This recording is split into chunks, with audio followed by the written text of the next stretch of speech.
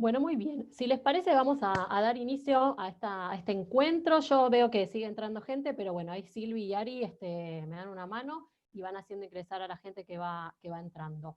Muy buenas tardes, buenas noches a todos. Es un placer, como todos los sábados, volver a encontrarnos en este que es nuestro espacio y que a pesar de la pandemia o con la pandemia nos resistimos a abandonarlo, así que aquí estamos desde la trinchera cada uno ofreciendo espacios culturales, ofreciendo encuentros, ofreciendo charlas, con oradores, con gente de nuestra cultura, con gente con la que podamos tratar todos los temas que nos preocupan, y hoy vaya, si no, vamos a tratar uno de los grandes temas que nos ocupan en estos días. Quiero agradecerle muchísimo al señor Carlos Rothenberg. Seguramente si abro los micrófonos la gente aplaudiría, pero no lo voy a hacer por razones obvias.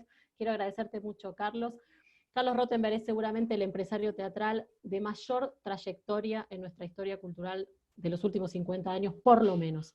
Es un apasionado del teatro, pero no solamente de lo que sucede en las tablas, sino de lo que sucede detrás de tablas y de lo que sucede delante, de lo que sucede en el mundo de las butacas también. Ha construido teatro, ha comprado teatros, ha salvado teatros, ha refaccionado teatros y hoy dirige 16 salas. Y en este tiempo, como muchos de los argentinos, seguramente está pensando en cómo reinventarse. ¿Es así, Carlos? Muy buenas noches. Hola, buenas noches a todos, a todas. Y sí, obviamente, acompañando la pandemia, como hace 3 meses vengo diciendo, ¿no? Y, y con la preocupación lógica y con la ocupación lógica. La preocupación primero, como vengo repitiéndome, nunca dejando de mirar lo sanitario como primera medida, ¿no?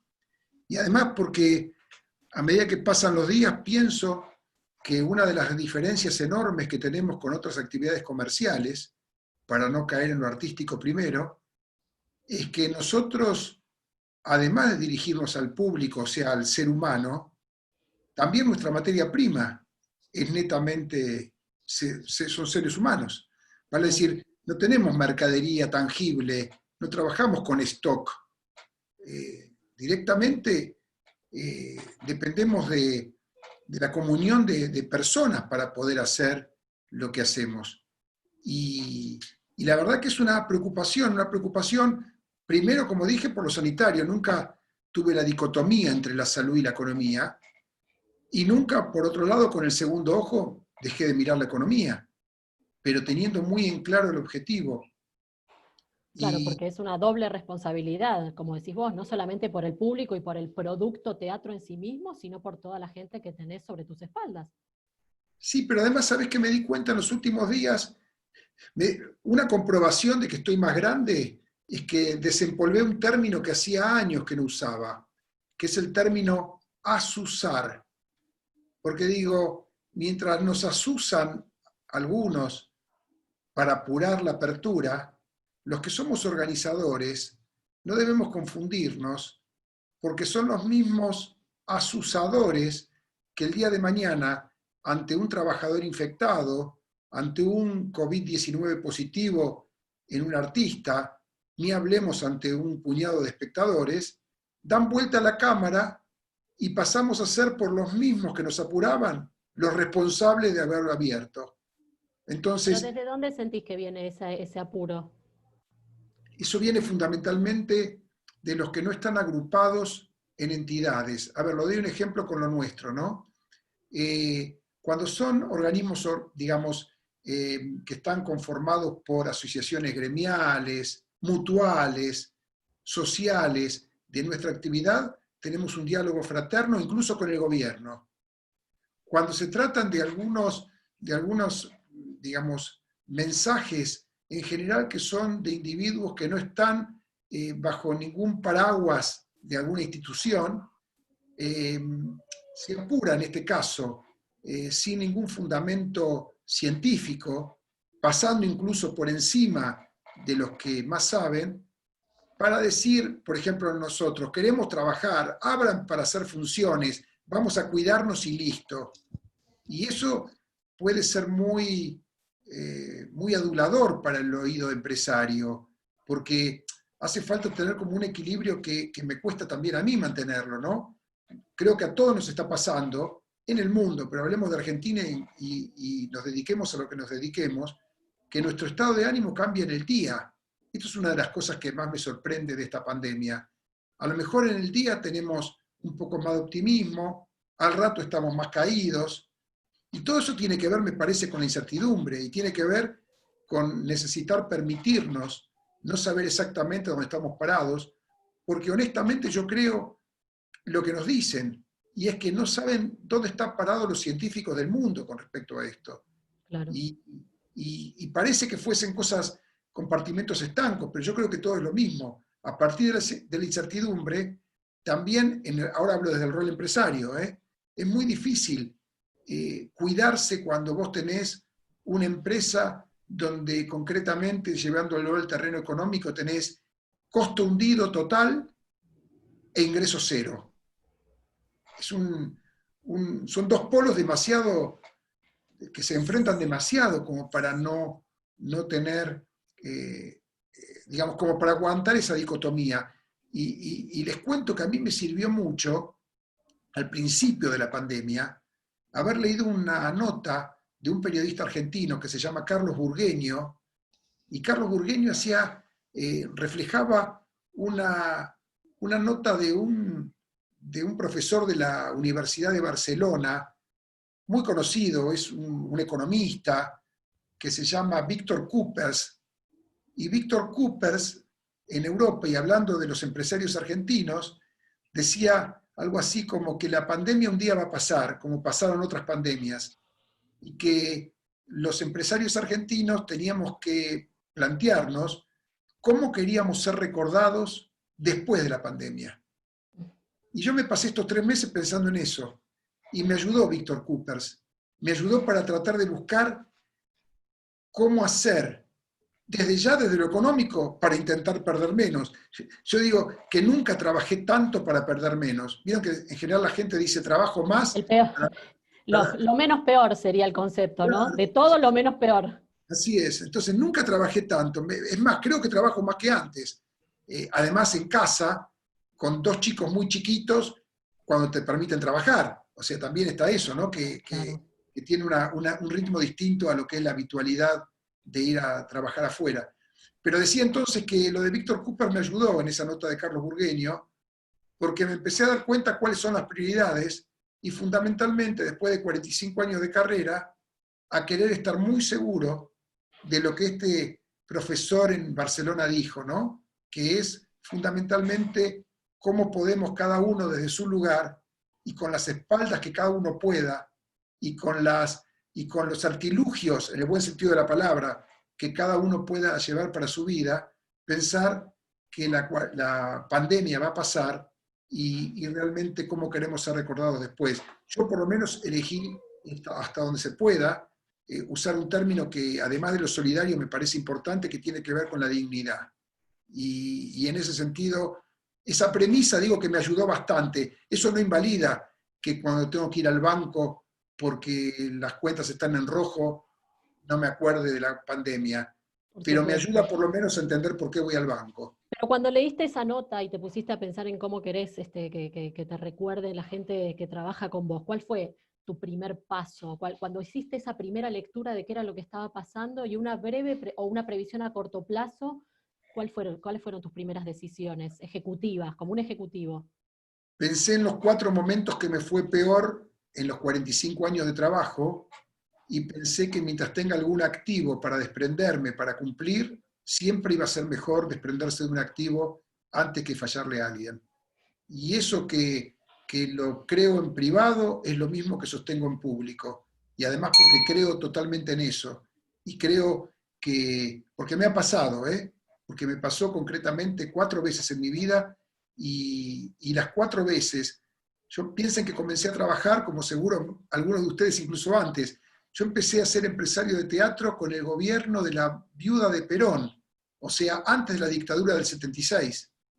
Y entonces uno va pasando y se va acordando, ¿no?, los distintos momentos por los que ya tuvo que atravesar en el rol empresario, estoy hablando. Y Y en ese sentido yo sigo creyendo que Argentina es media mágica, ¿no? Porque ¿cuántas veces ya sentimos que estábamos en el fondo y no sé bien de dónde? Y seguramente estamos siempre en el fondo, pero no sé por qué siempre llegamos a poder hacer el zoom. Pero vos en tu devenir, ¿no? Como profesional, en tu constante formación, ¿aprendiste a ser previsor? Porque justamente el tema de los empresarios teatrales siempre es un tema que está como que gente que arriesga, en el imaginario colectivo hay como una cosa de que arriesga y la mayoría de las veces va a pérdida y de repente pega un exitazo. Entonces, ¿cómo aprendiste vos a pararte frente a estos lugares para hoy tener espalda? Y también viene esa pregunta, ¿tenés espalda para poder enfrentar esta situación? ¿Cómo lo aprendiste? Yo te voy a contestar con una cosa que la gente que está en este grupo, y por supuesto me interesará que dialoguemos más que hablar solo, lo entiende muy fácil. Yo vengo de una escuela donde mi abuelo trajo a los 3 años a mi papá de Polonia y donde la familia, salvo ese núcleo, fue masacrada allá por lo que ya sabemos que ocurrió. Por lo tanto, cuando vos tenés esa escuela y esa educación de venir en un barco sin nada y mamaste lo que realmente es la pobreza cuando naciste, y cuando mamaste esas frases que parecen de novela, pero son ciertas desde chiquito, que tenía que ver con eso que están repetido, ¿no? No a empresas pobres con empresarios ricos, sí a engordar la empresa porque es una manera de crecer con nuestra actividad, la que fuese, en el caso de mis viejos, fabricando cuellitos de piel y armando después una industria del cuero que terminó de aquel inmigrante de 3 años en Argentina a ser el presidente de la Cámara del Cuero del país, de esa escuela de saber que cuando no había para ir al cine, no al teatro,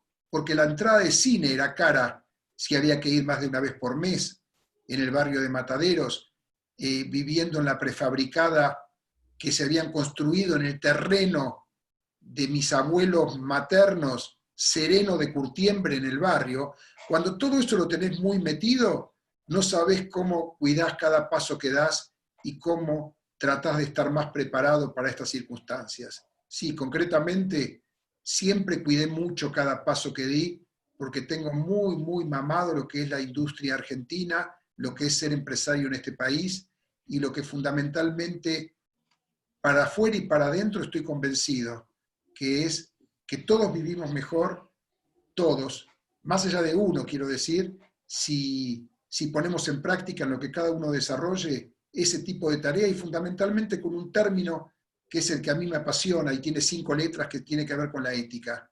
Y yo me canso de reiterar lo mismo, ¿no?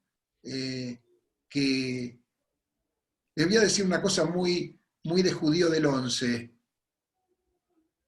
Ser honesto y trabajar bien, además es buen negocio.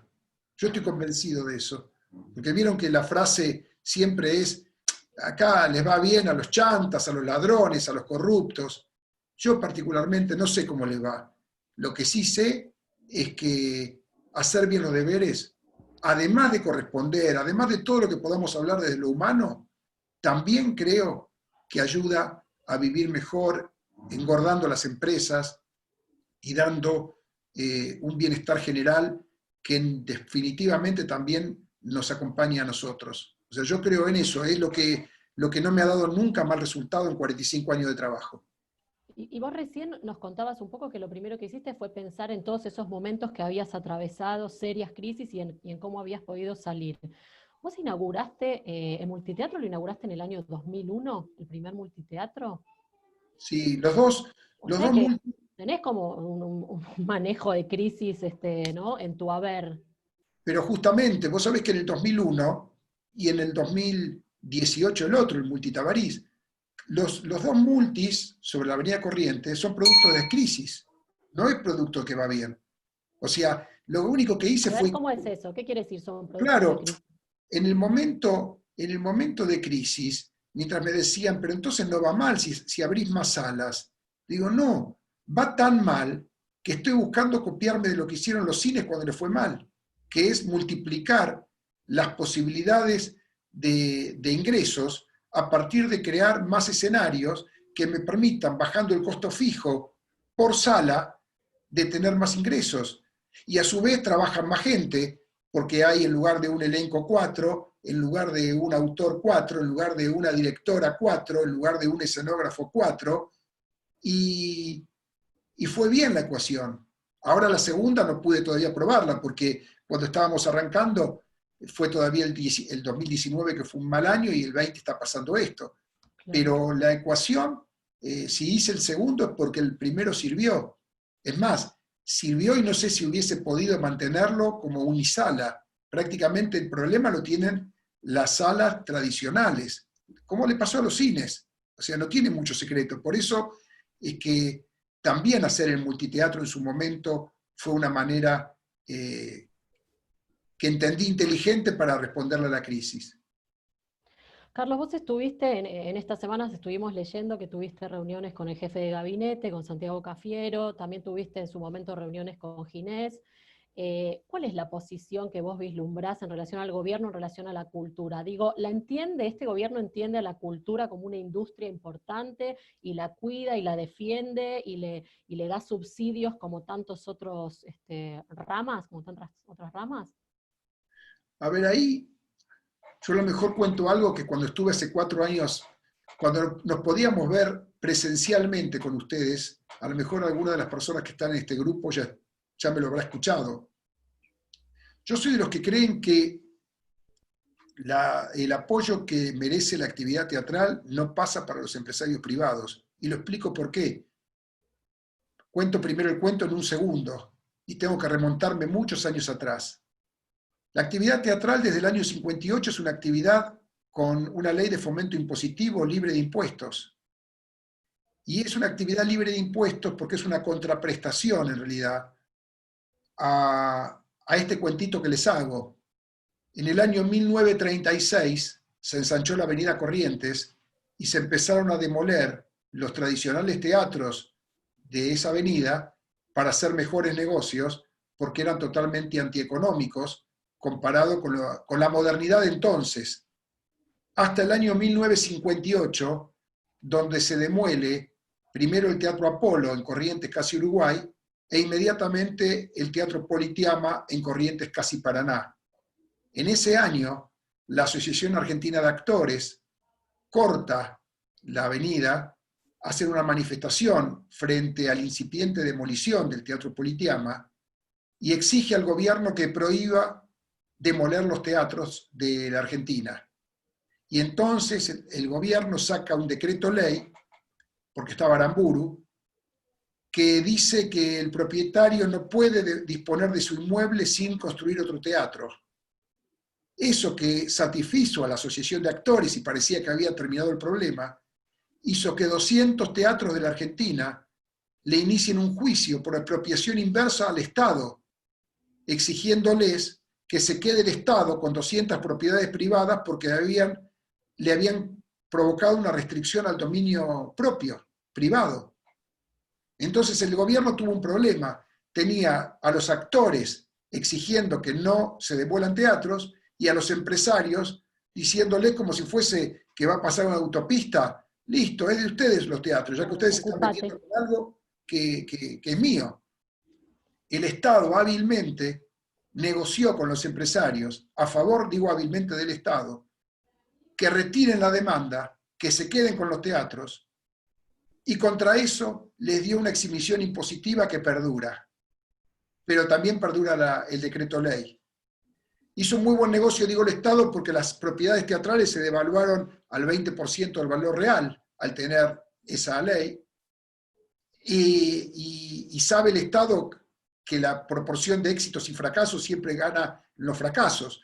Por lo tanto, por muy poco, terminó dejando arreglado el problema, y esa situación hace que desde el año 58 nadie que haga teatro paga ningún impuesto.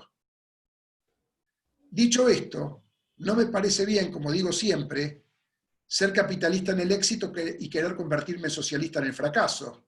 Entonces nunca estuve de acuerdo con que, por ser, digamos, justo con esa ley o ese decreto ley, si nosotros no tributamos cuando tenemos un éxito, menos podemos ir a pedirle al Estado cuando las vacas son flacas. Claro, pero en la reunión a la que asistieron había mucho empresario del área privada, ¿no es verdad? Claro, pero Entonces, hubo, ¿qué fue lo que sintieron ustedes respecto a lo que fueron? Ustedes fueron para presentar el protocolo y claro, con no, qué se encontraron. pero es distinto lo que pasa con el teatro independiente y es distinto lo que pasa con el teatro público. Yo por eso quiero separar una cosa de la otra. O sea, como digo esto del teatro privado, que es una postura desde siempre, y que es la misma postura de la Cámara de Teatro y Música, en el caso del teatro independiente nosotros sostenemos que hay que apoyarlo, porque el teatro independiente no tiene ese plafón económico que puede tener el teatro comercial. Ujú. Y además porque en la práctica, cada vez que se cerró un teatro independiente, se cerró y el propietario hizo con su galpón, con su altillo o con su terreno lo que quiso. No tuvo una restricción al dominio como sí lo han tenido los inmuebles grandes, que igual sigue siendo discutible, quiero aclarar, porque se siguen haciendo teatros en esos inmuebles, perdón, se siguen haciendo edificios en esos inmuebles, siempre teniendo que cuidar el metraje necesario para volver a hacer un teatro para cumplir con esa ley. Y con respecto a la reunión fue positiva desde el punto de vista que también estaba el ministro de Cultura, Tristan Bauer, y no es que tenemos nada para pedir en eso, porque además en el caso de Ciudad de Buenos Aires, justo es decir, tenemos para mi gusto uno de los mejores ministros de Cultura que yo recuerde, que es Enrique Abogadro, siendo de una coalición política diferente a la del gobierno nacional desde antes del 2019, porque es el mismo ministro que viene del periodo anterior. Y realmente me consta que ha hecho mucho por todo lo que tuvo que ver, no solamente con el teatro público, sino también con el teatro independiente. Y nunca dejó de observar qué pasa con el teatro privado, con unas cuantas iniciativas, aunque no sean económicas. O sea que si me preguntás cómo nos fue en la reunión lo que descubrimos es que, más que descubrimos, lo que confirmamos es que tanto el ministro de Salud, Ginés, con el que nos habíamos reunido un mes antes para hablar del protocolo, y esta semana donde estuvimos con Cafiero, también estaba Cecilia Todesca, la vicejefa de gabinete, también estaba Mercedes Marcó del Pont, titular de AFIP, nombré recién al ministro de Cultura que participó, y un asesor que se llama Miguel Cuberos. Descubrimos que nos fuimos convencidos que saben lo mismo que nosotros en relación a la pandemia y en relación a cuándo se podrá volver, que es que no se sabe. Y confirmamos Es lo que... preocupante, ¿eh? Es preocupante lo que acabas de decir. Que ellos sepan lo mismo que nosotros, a mí me preocupa un poco, No te tiene por desde qué lo preocupar, personal te digo. no porque están volviendo atrás los países, no porque nosotros estamos todos los días, cuando digo todos los días es literal, hablando con los colegas de Nueva York, de Londres, de México y de España, y todos los 5 países nos estamos diciendo lo mismo, o ciudades en este caso, porque Sí, nombré sí, sí. países y ciudades. Nos decimos lo mismo. Es Vos sabés más, que hacés como un no, grupo, una mesa de diálogo con otros empresarios de otros países.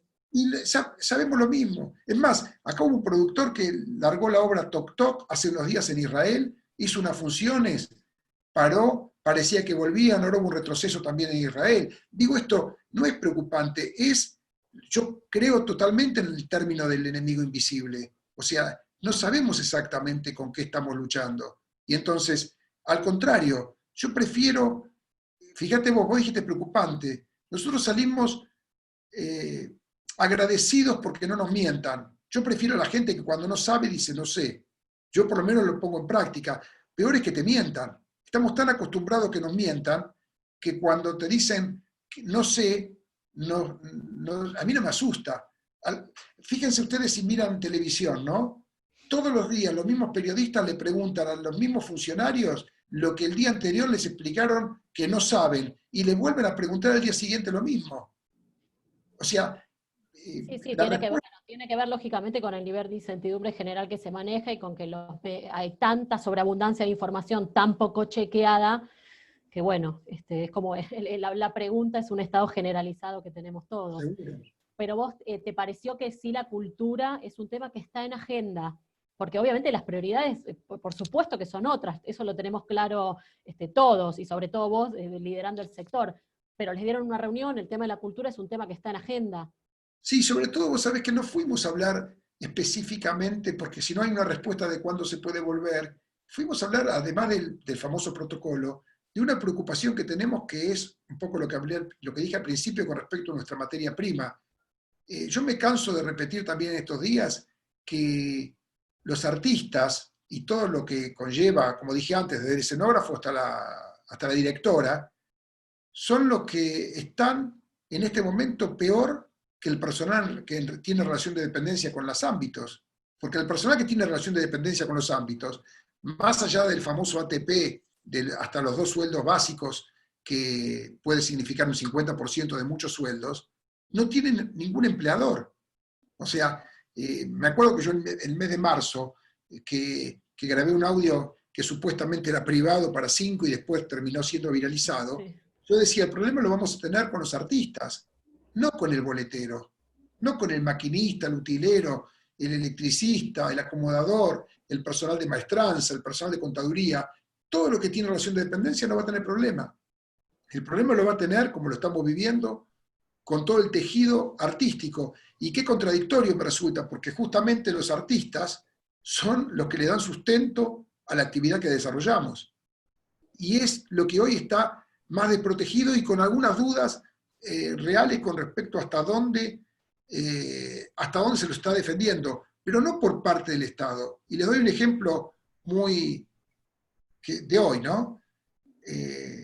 Algunos no estuvimos de acuerdo en el 2015 cuando de la noche a la mañana salió una cosa que se llama la ley del actor, que para nosotros merece que exista una ley del actor, pero muchos dijimos desde el primer momento que había tenido otro objetivo y no realmente resolver el problema. Y ahora resulta que muchos actores que trabajaron hasta diciembre o tuvieron temporada de verano, se presentaron para tener el IFE, los 10.000 pesos, y les contestan que no pueden percibirlos porque son empleados en relación de dependencia. Quedaron enganchados con una relación de dependencia que en la práctica no tienen. No existe. La tuvieron, y ya sea porque el empresario no le dio de baja, o ya sea porque concretamente tomaron el mes de marzo, y marzo todavía había contratos de verano, entonces de repente hoy que están anunciando el tercer IFE, aunque creo que están todavía liquidando el segundo, no pueden subirse. Por eso digo que de esto también hablamos con la titular de AFIP para pedirle, ya que no nos toca en forma directa, pero sí indirecta, porque es con la gente que convivimos todo el año, que se piense un poquito en qué pasa con la gente del ambiente artístico que no tiene empleador y que concretamente entonces no tiene a quién reclamarle nada y no tiene ningún tipo de resguardo ante una situación que no les permite obviamente vivir un año sin trabajar. Bueno, en relación a esto que comentás de la gente del ambiente artístico con la que estás todo el tiempo, hay como mucho rebusque, ¿no? Vamos a hablar en castellano mal hablado, hay como mucho rebusque y mucha reinvención. Quiero linkear una pregunta que aparece aquí en el chat que dice, ¿cómo te imaginás? Te pregunta Dani, ¿cómo te imaginás en algún momento cercano o lejano el trabajo de los actores sobre el escenario?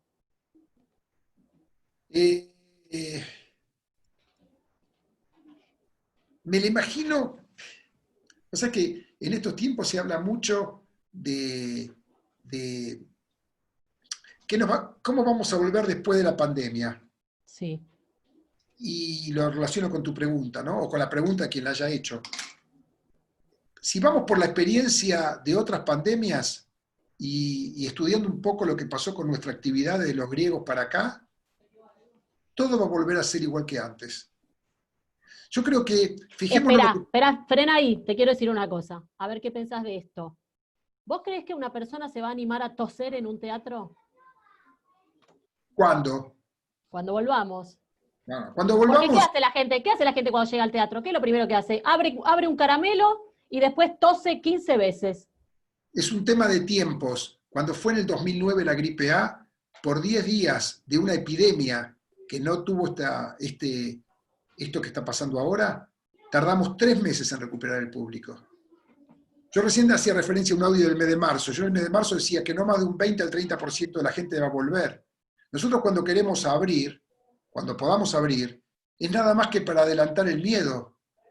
Es más, ya tenemos las cuentas hechas. Nosotros vamos a tener desde lo económico un perjuicio mucho mayor abierto que cerrado. Porque vamos a empezar a dejar de tener, Claro.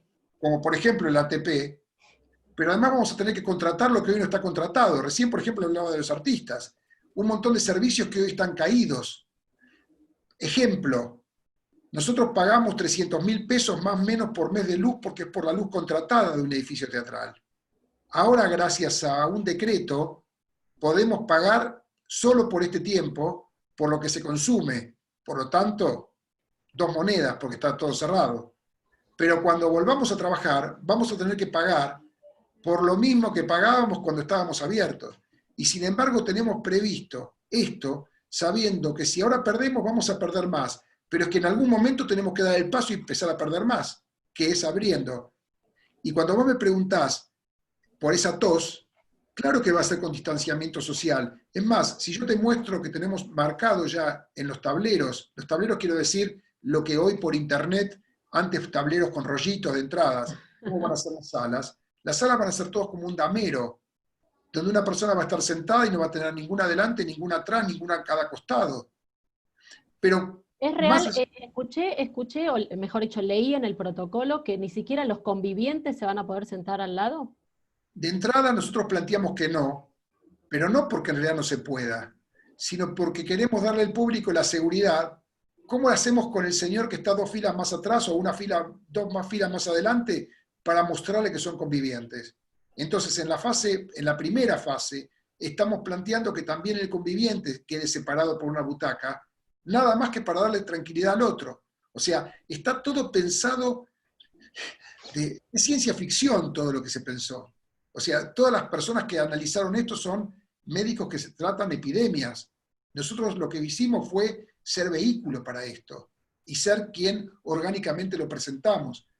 Pero te decía entonces que cuando yo creo que a la larga, no sé si será por la vacuna, si será por un yuyo o será por suerte, pero el día que pase la pandemia, al tiempo, la situación va a ir volviendo despacito a la normalidad en algún momento.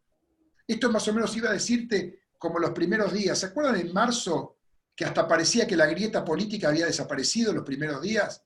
Cuando apareció con la primera foto del presidente con Larreta y Kicillof, que a todos nos gustaba en general, y había como un clima hasta político distinto. Era el miedo que los unía.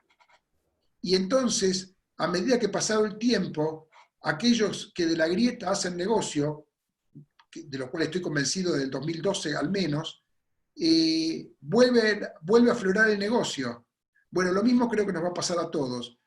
Cuando se nos pase el temor, cuando lo solidario decrezcan muchos, cuando lo ético vuelva a aparecer en algunos y en otros no, vamos a volver a ser como antes.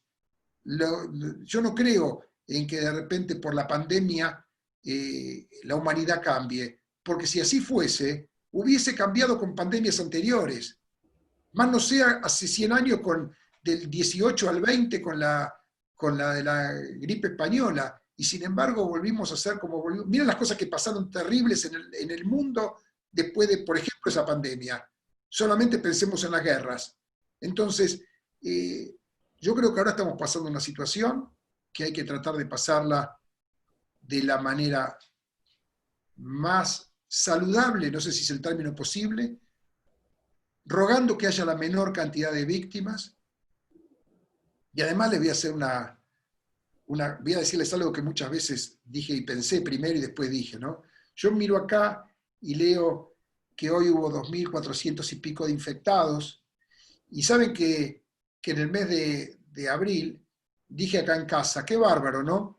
Durante 45 años, a esta hora, esperé que me pasen un borderó, que son los borderos teatrales, queriendo que sean lo más altos posible, porque el borderó, para el que no sepa, es nuestra planilla de asistencia, de recaudación, de ver qué elige el público cuando va al teatro. Y me encontré en abril, al mes de haber comenzado toda esta historia, esperando otro borderó. Un borderó trágico. Un borderó que quiero que sea, como a todos nos pasa, el de menor cantidad de infectados, el de menor cantidad de víctimas, y que no deja de ser para el país un borderó. Es el borderó que nunca me imaginé que íbamos a tener que vivir, pero es lo que estamos viviendo. Por eso todos los que estamos acá estamos todos los días esperando este dato, y es el dato que termina como corolario dando conferencias como la de ayer, que es qué camino tomar y qué incertidumbre provoca esto. Por lo tanto, a lo mejor me fui por las ramas en la respuesta, pero quiero decirte que creo que en lo inmediato va a haber cambios en el público y en los artistas. Va a haber espectáculos que no se van a poder hacer, porque también el protocolo habla del distanciamiento social entre artistas. Entre los actores, claro. Por lo tanto, a mayor cantidad de metros cuadrados de escenario, más gente se va a poder subir. En los escenarios más pequeños van a poder hacerse puestas más pequeñas. Hay espectáculos que no pueden por libro hacerse con distanciamiento social. Hay otros que sí. Entonces, ahora tenemos otro trabajo más, que es estar separando los espectáculos y los libros que pueden llegar a darse en la primera etapa y exhibirse a aquellos que no se pueden dar. Y entonces me inventé estos últimos días, lo dije en algunos reportajes, empecé a buscar las obras como Art, que muchos de ustedes se deben recordar, aquella que hizo Ricardo Darín, para decir, bueno, Art no tiene ningún momento donde nadie esté a 1,5 metros del otro. Esa se puede, anotémosla. Y estamos haciendo ese trabajo de pensar a aquellos dos. Hay un espectáculo que estábamos dando cuando llegó esto, que fue Carcajada Salvaje, el que hace Sí, Verónica el de Sinás, Barassi, ¿no? Sí. de Barassi. Dijimos, ese se puede, porque hace 20 minutos uno, 20 minutos el otro, después están 20 minutos juntos, pero separados a 2,5 metros. O sea, la antítesis de lo que los manuales de teatro dicen. Carlos, te escucho hablar y pienso que es la antítesis de la magia, porque recién te escucho hablar y sos un director ejecutivo. Estás planificando logística, estás planificando en relación a metraje, y el teatro es tan otra cosa. El Claro. teatro es magia. Hace poquito vi una ilustración de nuestros grandes humoristas gráficos que salen en los diarios, en donde lo que se veía era un celular enorme, una pantalla de tablet enorme, con una artista saludando, ¿no? Haciendo el típico saludo del final, y la persona desde el living de su casa aplaudiendo. Y fue una imagen que me produjo tanta tristeza, porque ¿cómo se recupera la magia del teatro si tenemos que elegir las obras en función de los metros cuadrados de los actores? Pero acá me hiciste acordar algo que me había olvidado ya. Acá estamos hablando en familia.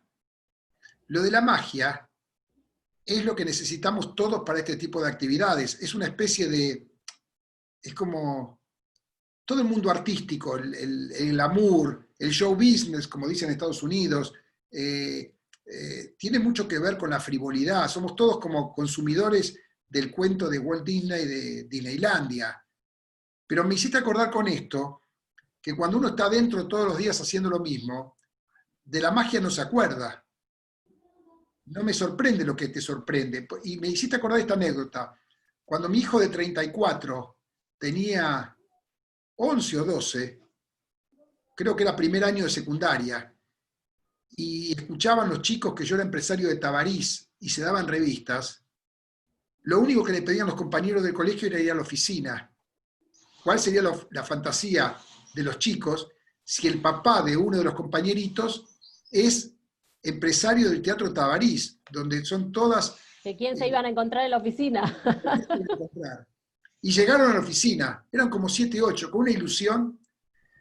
Yo tengo a Sarita, desde hace 40 años que trabajamos juntos en la misma oficina, donde es la mujer que más me duró en la vida y con la que más me peleo en la vida. Y ella se pelea conmigo. Y llegaron los chicos a la fantasía. Y escuchaba que entraba uno y hablaba de cuentas, otro hablaba de techos que se caía agua porque se había inundado, Sarita que iba y venía sirviendo Coca-Cola, y esperaban que entre las chicas del Tabarís, y no entraba ninguna. Y como a las 2 horas dijeron, ¿pero esta es una oficina de un teatro? Y yo me sentí mal, porque dije, ¿dónde vinieron estos chicos? A la oficina, qué aburrido es esto. Es más, me fui de la oficina al Tabarís, por lo menos para mostrar los camarines, porque me di cuenta que que ellos iban ilusionados por algo, una tarde de invierno, donde el Tabarís era cerrado a la tarde, era casi más triste que la oficina, ni siquiera Sarita Claro. estaba. Nada, nunca más quisieron venir. O sea, la magia se les terminó, porque la magia es lo que nosotros necesitamos todos, consumir y en el caso nuestro vender. Pero cuando tenemos que trabajar y estas situaciones como una pandemia desnuda la realidad, pasa esto. Claro que el público, hoy estamos más preocupados en saber cómo hacemos hasta con la duración de las obras, porque sabemos que vamos a tener que preparar la sala con una desinfección distinta a como fue siempre, y por lo tanto tenemos que mirar a qué hora sale o se pone el sol, cómo son los horarios agremiados de los técnicos para poder trabajar y cómo hacemos para entrar con esa desinfección para el día sábado con 2 funciones. Entonces empezamos, ¿cuántas páginas tiene este libro? Tantas, déjalo aparte, no sirve, porque va Por la en duración. contra del COVID-19. Y este tiene 60 páginas, tráelo primero. O sea, se dan cuenta que tiene un montón de aristas este tipo de situaciones. Claro que no es Sí, uno, tan... por supuesto, uno no sabe cuánto trabajo hay detrás de la elección de... Contanos una cosa, Carlos, ¿a vos te está llegando ya material de obras para leer, de piezas que fueron hechas en este tiempo de pandemia? ¿Estás recibiendo, estás mirando? ¿Qué nos Yo puedes adelantar? primero les cuento que yo hace 41 años que no leo una obra de teatro. La gente del ambiente artístico lo sabe. Yo leí la última obra de teatro en el año 79. Soy muy mal lector de teatro. Yo del año 75 al 79 leí todo y lo que a mí me gustó al público no le gustaba. Por lo tanto, decidí en el 79 no leer más. No tengo una obra de teatro ni en la oficina, ni en mi casa, ni en ningún lado. No recibo directamente, sabe la gente del ambiente que no me las tiene que traer. Eh, para que no lleguen, siempre les digo lo mismo a los que todavía no me conocen. Te aviso que lo que yo leo fracasa, déjamela. Y todos me dicen, no, no, yo me la llevo. Así Nadie me que la quiere. Brujas no la leíste.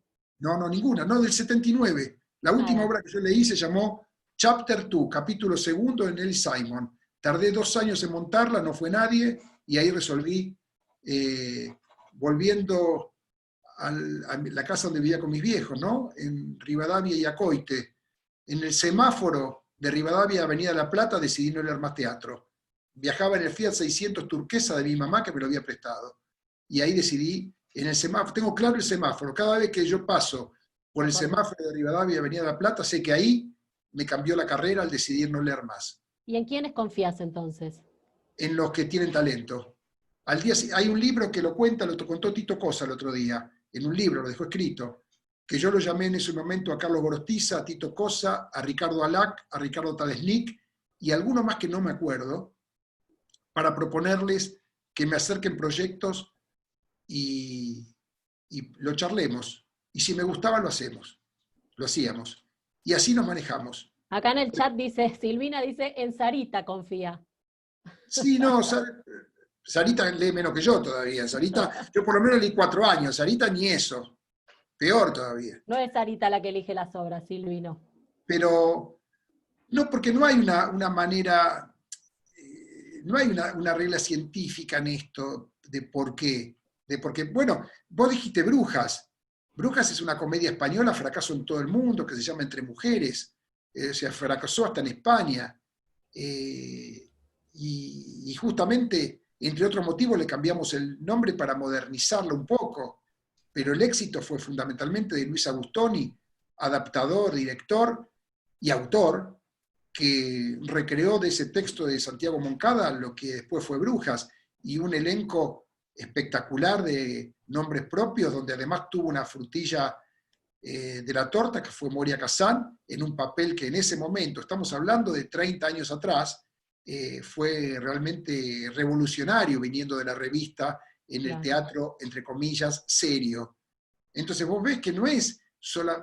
¿Qué haríamos con el libro si ese mismo libro solo no es lo que funcionaba? Pero eso no quiere decir que no hay espectáculos que a partir del libro funcionan.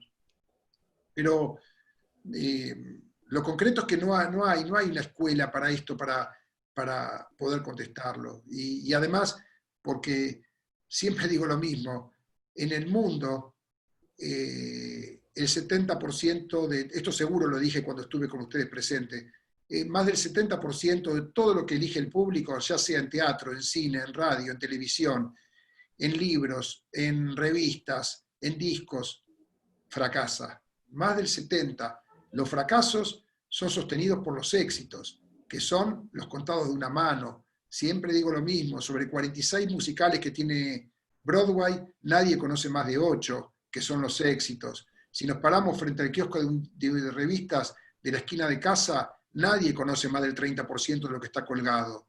Si entramos a una librería, mucho menos todavía es lo que te ofrecen como éxitos del momento, porque la mayoría de anaqueles y estantes con libros no tienen salida.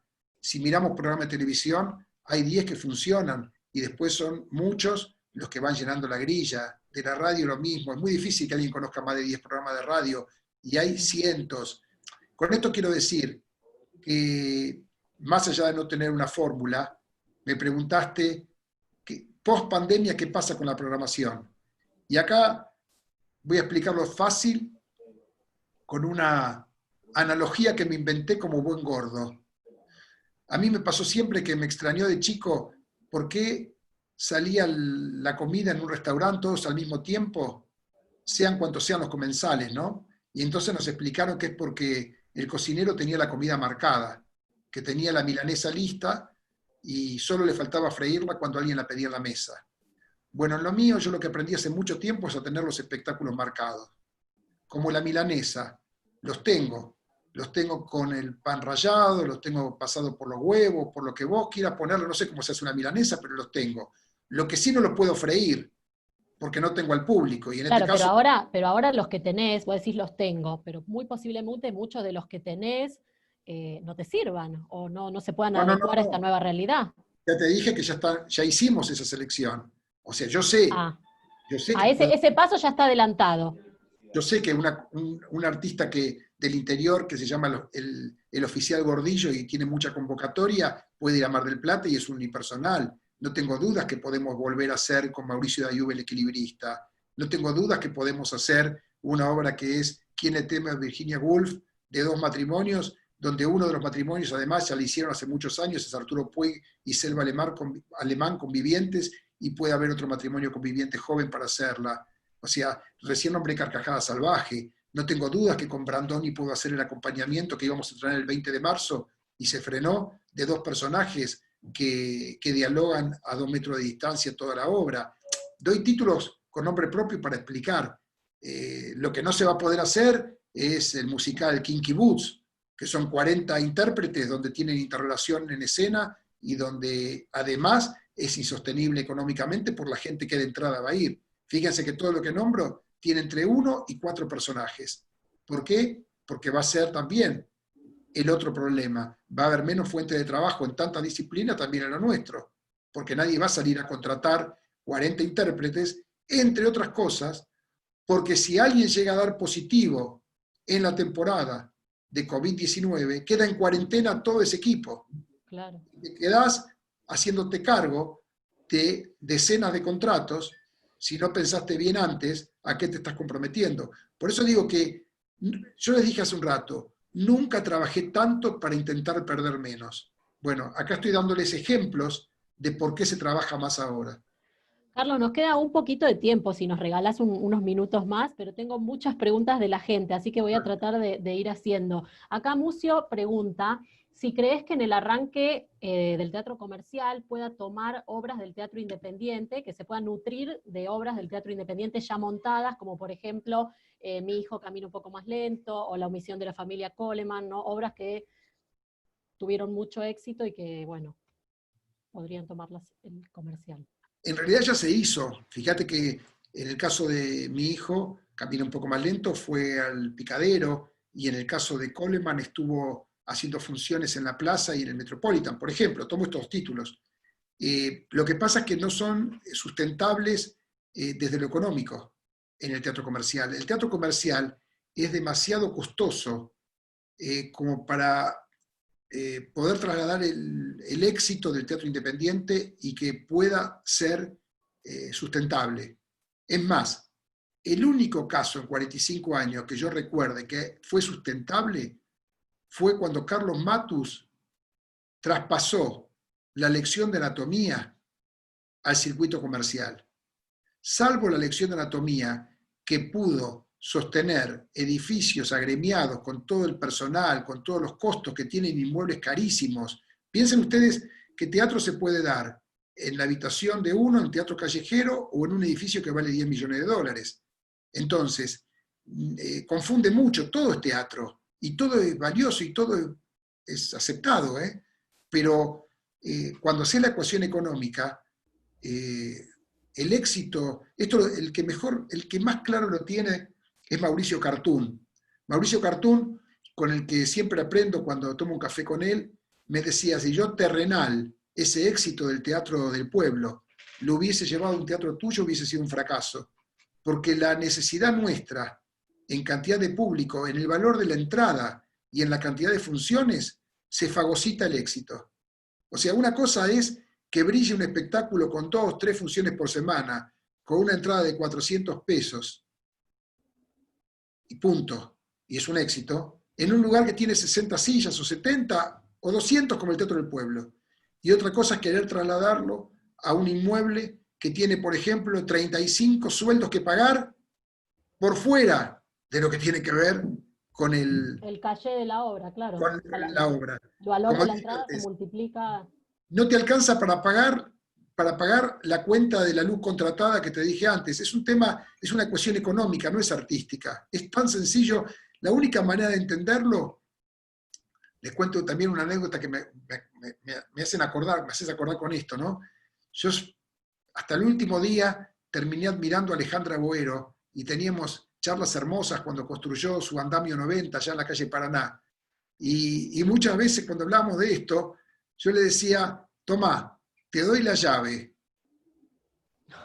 yo no cobro nada, pagá los gastos y hacelo. Y entonces me llamaba y me decía, ¿pero quién le paga a toda esta gente? Y yo decía, no entiendo, si yo te presto mi casa con la heladera enchufada, la leche que vas a tomar vos, ¿la tengo que pagar yo que soy el que te presta el departamento con la heladera enchufada o la leche te la pagás vos? ¿Cómo no le vas a pagar a la gente que trabaja?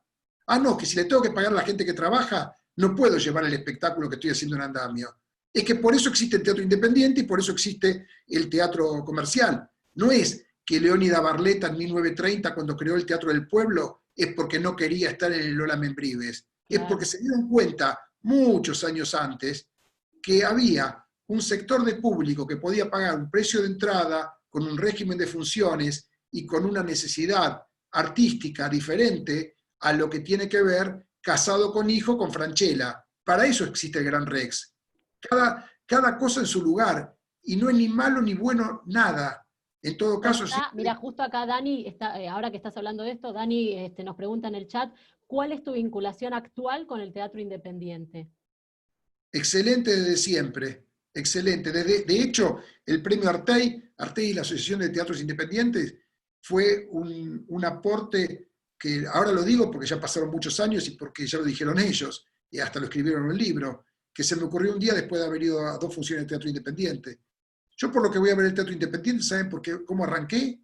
Primero porque mis viejos siempre, cuando podían, cuando la situación económica no lo permitía, también nos llevaban al teatro independiente. Entre otras cosas porque el teatro comercial en la historia de la humanidad es caro, también para ellos viniendo de mataderos. Entonces el teatro independiente o el teatro San Martín, que recién se abrían, eran las opciones. Pero además fundamentalmente porque también es la manera de salir de mi trabajo. Para mí, ver teatro en la Avenida Corrientes es como seguir trabajando. Es más, Claro. nunca puedo terminar de ver un espectáculo si no viene un acomodador y al oído me dice, ¿no escucho una gotera? No, yo no escucho ninguna gotera. Siempre hay algo que me arruina una función, porque es el lugar donde trabajo.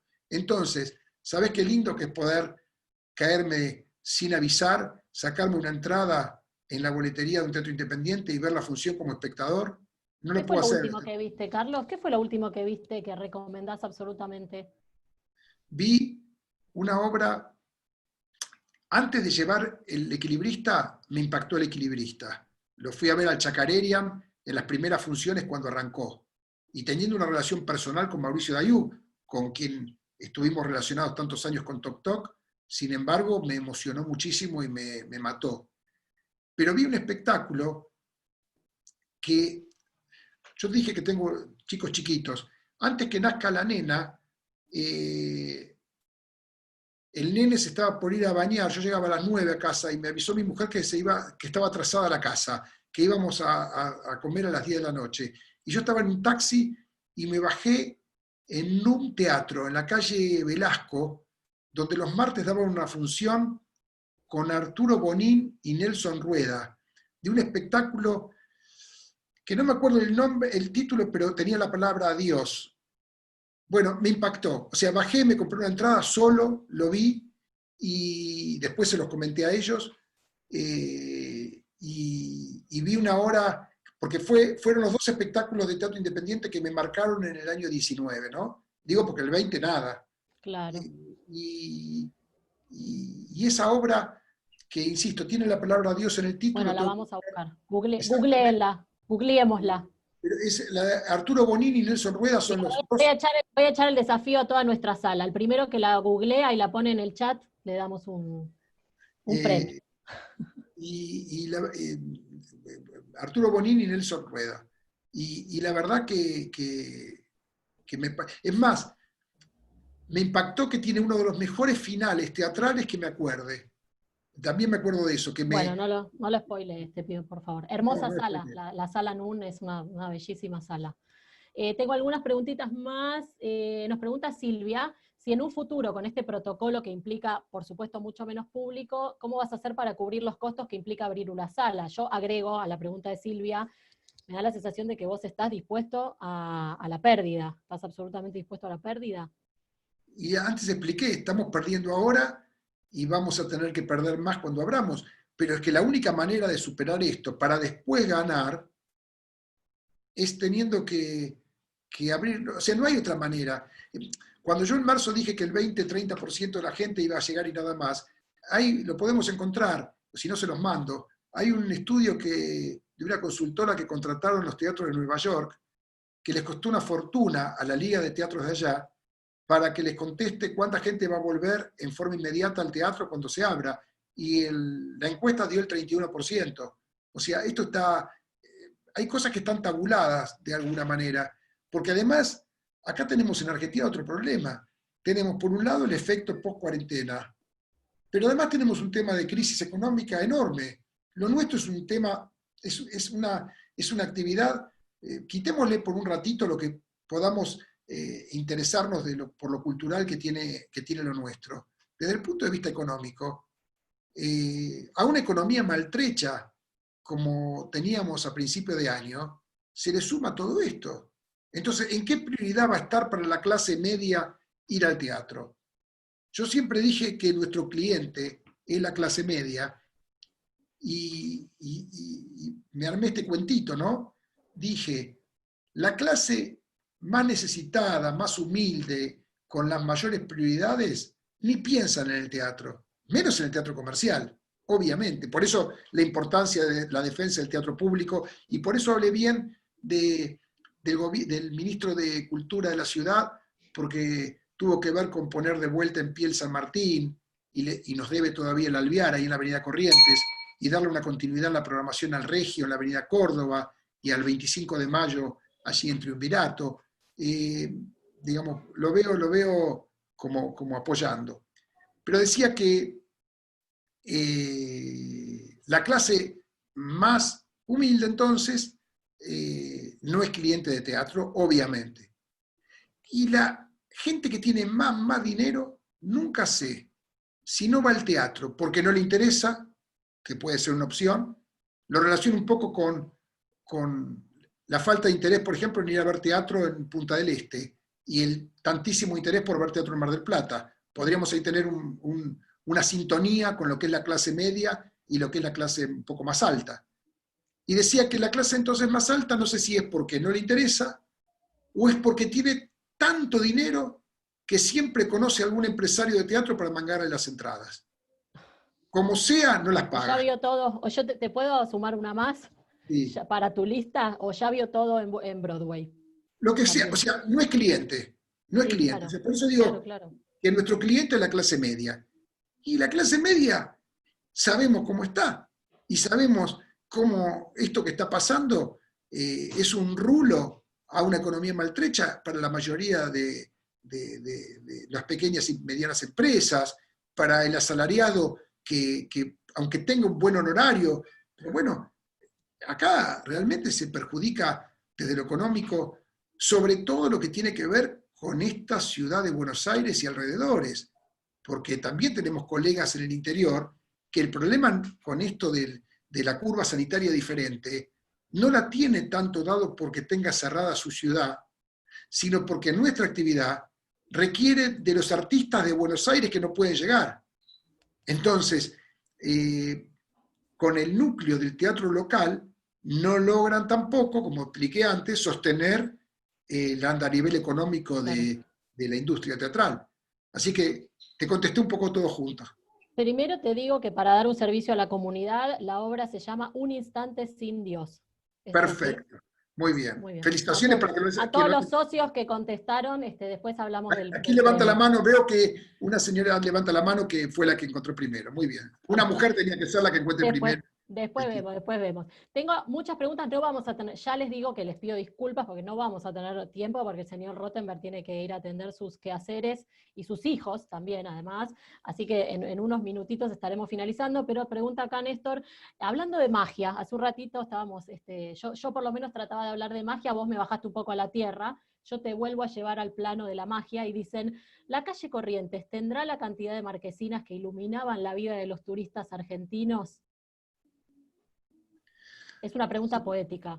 Sí, es poética. Sí, la calle Corrientes, por el relevamiento que hicimos hasta ahora, uno por uno, que no somos tantos, no hay ningún dato hasta el momento que haya planteado una empresa llegar a ninguna situación extrema. O sea, para ubicarnos, desde que comenzó la pandemia, antes de la pandemia habíamos perdido el teatro, el último perdido había sido el Teatro de la Comedia, allí en Rodríguez Peña, casi Santa Fe, pero nada que ver con la pandemia, por la situación económica que traía. Ya los últimos años la merma de espectadores se había llevado puesto a algunos, una sala que muchos a lo mejor no conocieron, que es el Teatro Ludé, en Rodríguez Peña, casi Córdoba, que era el viejo Teatro Santa María, se había vuelto a poner en circulación y se cayó la comedia. Desde que comenzó la pandemia pasaron estas cosas.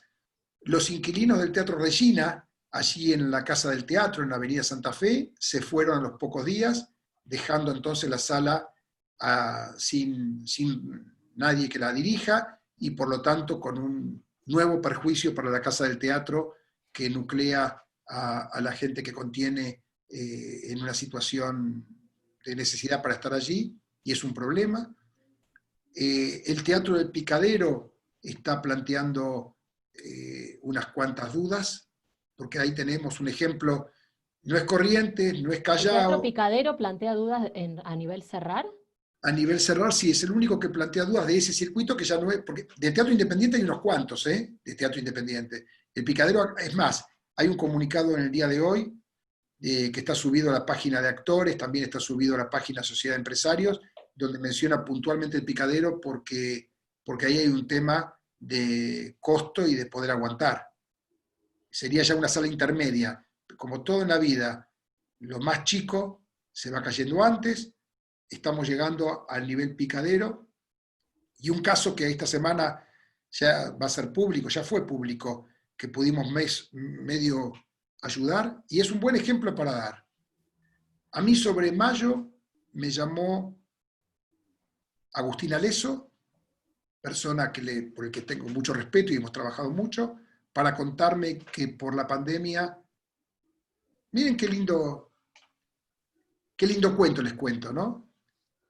Agustín Aleso en toda su vida, siendo quien es y siendo el máximo referente de la actividad teatral, por su talento fundamentalmente y su hombría de bien, juntó 2 millones de pesos y los 2 millones de pesos los puso en su nueva escuela de teatro. Agustín Aleso tiene una escuela de teatro de los años 60, va a cumplir 85 dentro de muy poco.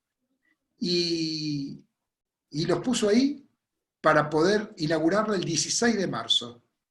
Todo el verano, en un lugar alquilado. Y cayó la pandemia.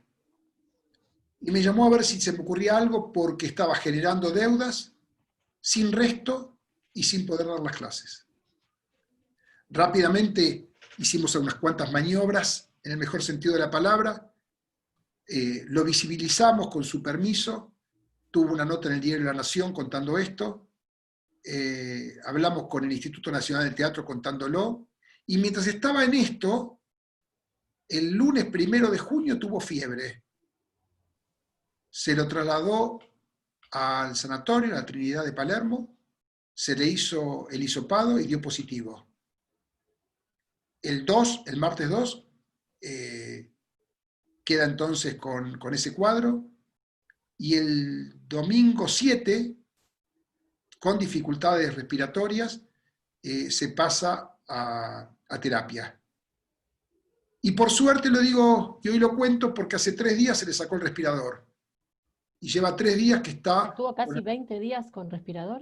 Estuvo desde el 7 hasta hace 3 días. Claro. No 20 días. Sí, bueno, está bien. 2 semanas. La primera semana.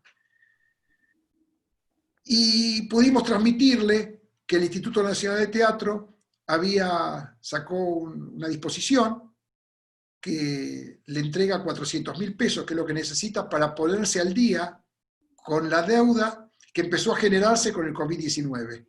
Profesores, servicios públicos, alquileres. Claro. Es más, el chiste que le mandamos a terapia, porque sigue en terapia, fue: quédate acá, porque mientras estás acá, estás generando más dinero que cuando estabas afuera.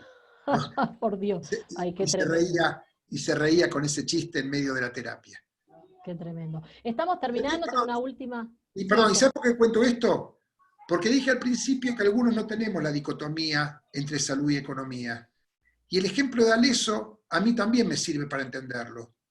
Porque mientras parecía que el problema era la deuda que generaba, Aleso se la pasó un montón de días sin saber nada del mundo, con un respirador puesto, y cada vez que el médico nos pasaba el parte cada mediodía, lo único que pensábamos era en la salud de Aleso, y nos olvidamos del tema de lo económico, hasta poder ahora hacerle el chiste, y esperemos, por supuesto, a sus casi 85 años, en unos días tenerlo en sala común, porque mientras tanto hoy uno lo dice, en mi caso, más optimista, pero sigue en terapia.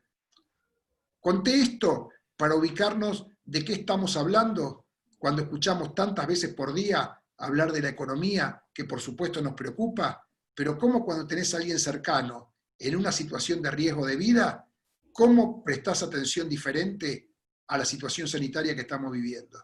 Claro, sí, la óptica de la mirada cambia completamente. Igual, obviamente, desde el vamos, desde que te sentaste y nos diste tus primeros testimonios, entendemos perfectamente en qué lugar estás parado, lógicamente, y que a vos ese dilema, en principio, más allá de que con un ojo mirás y con el otro mirás, como decías al principio, no es un dilema que te quite el sueño.